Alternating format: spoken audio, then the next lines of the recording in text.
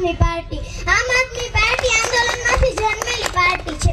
આમ આદમી પાર્ટી દેશમાંથી જન્મેલી ભ્રષ્ટાચાર હટાવવા માંગે છે અને સારી શાળાઓ અને સારી હોસ્પિટલો બનાવવા માંગે છે। અરવિંદ કેજરીવાલજી આમ આદમી પાર્ટી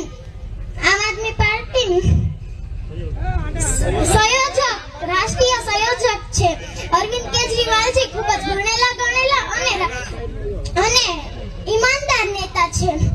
તેમણે દિલ્હીમાં મારા જેવા નાના બાળકો માટે ખૂબ જ સરસ મજાની મોટી શાળાઓ બંધાવી છે।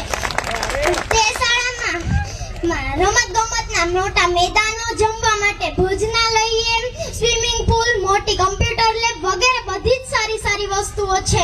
આ સિવાય દિલ્હી અને પંજાબમાં આમ આદમી પાર્ટીએ ખૂબ જ સારા કામો કર્યા છે। પંજાબના ખેડૂતો આમ આદમી પાર્ટીની સરકારથી ખૂબ જ ખુશ છે। ગુજરાતના ઈસુદાનભાઈ ગઢવી અને આપણા ગોપાલભાઈ આમ આદમી પાર્ટીના મુખ્ય નેતા છે।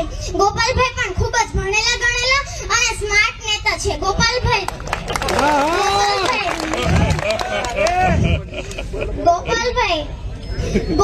પોલીસમાં કામ કરતા હતા। તેમ બધા ગુંડા પણ તેમનાથી ખૂબ જ ડરતા હતા।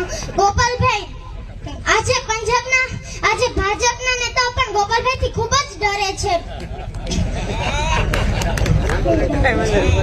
એને ડર લાગે છે।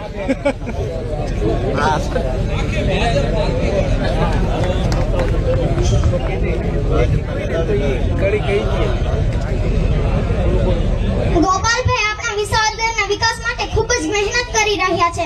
ગોપાલભાઈ પણ ખેડૂત પરિવારથી આવે છે। ગોપાલભાઈ તો બહુ ટેલેન્ટેડ છે। ગોપાલભાઈને બધા જ કાયદાઓ આવડે છે। તેમને વાંચતા, લખતા, ગાતા, રમતા, કપડાં ધોતા, રસોઈ બનાવતા પણ આવડે છે। આખું ગુજરાતમાં ગોપાલભાઈને ખૂબ જ પ્રેમ કરે છે। હું નવા વર્ષે ભગવાનને પ્રાર્થના કરું છું કે આમ આદમી પાર્ટી સરકાર બને અને આ સારા કામો કરે। હું આહિરાણી છું તો આહિરને તો યાદ કરું જ ને। ઓઢણે જેના સંસ્કાર વર્તાય, ખાનદાની જેના વર્તનમાં વર્તાય, ખોરટે જેની મહેમાનગતિ વર્તાય એવી છે મારા આયરની આયરાણી। છેટો રહે છે સુમરાજ જાહલની જાણે નાગણ, કાતો તારો દી ફર્યો ને કાતો આહિરથી અજાણ। આહિરની દીકરી છું સાહેબ, વટ ન પડે ત્યાં સુધી ખાવું ન ભાવે। આહિરાણી એટલે વટનો કટકો। જય